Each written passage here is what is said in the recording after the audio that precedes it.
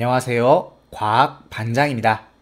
이번 시간에는 지난 시간에 이어 생명활동과 에너지에 대해 배워보도록 하겠습니다. 세포호흡은 세포에서 영양소를 분해하여 생명활동에 필요한 에너지를 얻는 화학 반응으로 일부 과정은 세포질에서 진행되며 나머지 대부분의 과정은 미토콘드리아에서 진행됩니다.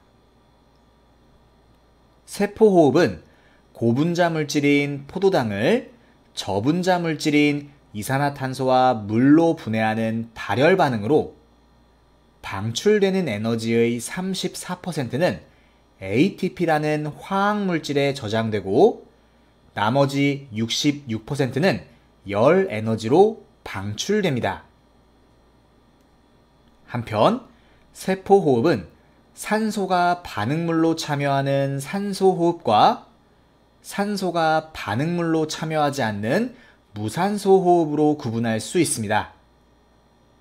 산소호흡에서는 포도당이 복잡한 과정을 거쳐 완전하게 분해되어 저에너지 생성물이 만들어지며 무산소호흡에서는 포도당이 단순한 과정을 거쳐 불완전하게 분해되어 알코올이나 젖산 같은 고에너지 생성물이 만들어집니다.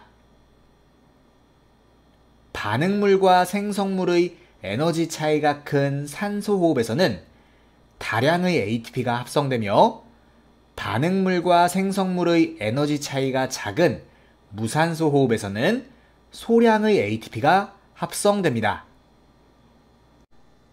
이어서 효모에 의한 이산화탄소 방출량 비교하기 탐구 자료를 분석해 보도록 하겠습니다. 효모는 균계에 속하는 미생물로 산소가 있을 때는 산소호흡을, 산소가 없을 때는 무산소호흡을 하며 생명활동에 필요한 에너지를 생성합니다.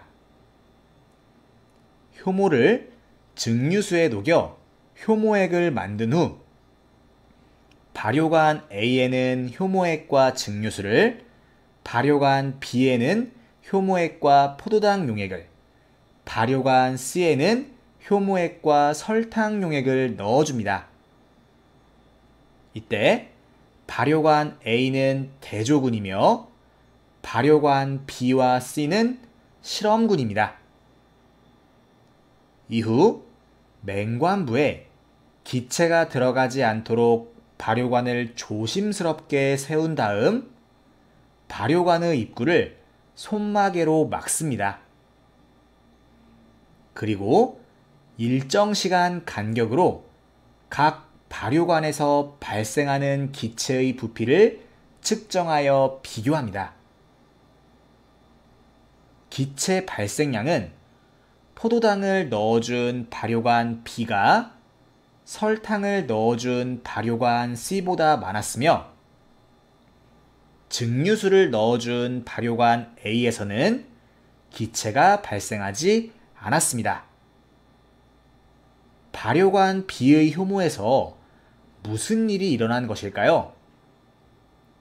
발효관 입구를 손마개로 막으면 외부에서 산소 공급이 차단되므로 효모는 무산소 호흡을 시작하고 그 결과 포도당이 에탄올과 이산화탄소로 분해됩니다. 맹관부에 모인 기체의 정체는 이산화탄소였던 것이죠.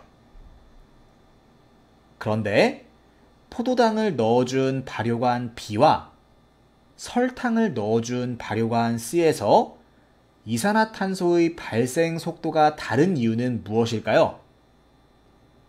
이는 단당류인 포도당은 바로 무산소호흡에 이용될 수 있지만 이당류인 설탕은 단당류로 분해되는데 시간이 걸리기 때문입니다. 한편 맹관부에 모인 기체가 진짜 이산화탄소임을 확인하는 방법으로는 어떤 것이 있을까요? 발효관의 용액 일부를 덜어낸 후 수산화칼륨 수용액을 넣고 수면의 높이 변화를 관찰하면 됩니다. 수산화칼륨은 이산화탄소를 흡수하는 성질을 가지므로 맹관부의 이산화탄소가 용액으로 녹아들게 되고 그 결과 수면의 높이가 올라가기 때문입니다. 이어서 ATP에 대해 알아보겠습니다. ATP는 생명활동에 직접 이용되는 에너지 저장 물질로 아데닌과 리보스의 3개의 인산이 결합한 화합물입니다. 인산과 인산 사이에는 많은 양의 에너지가 저장되어 있기 때문에 인산과 인산 사이의 결합을 고에너지 인산결합이라고 합니다.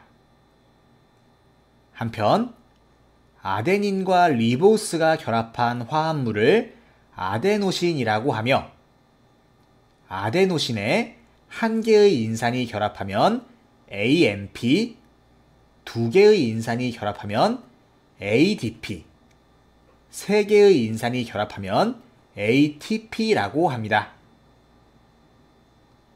ADP가 무기인산과 결합하여 ATP가 합성되는 과정에서 에너지가 저장되며 반대로 ATP가 ADP와 무기인산으로 분해되는 과정에서 에너지가 방출됩니다.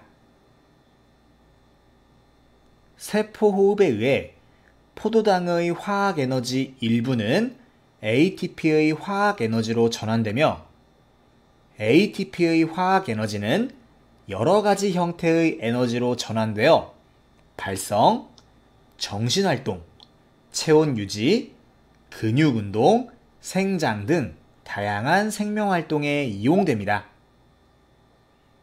이번 시간에는 세포호흡과 ATP에 대해 배워봤습니다. 시청해주셔서 감사합니다. 지금까지 과학 반장이었습니다.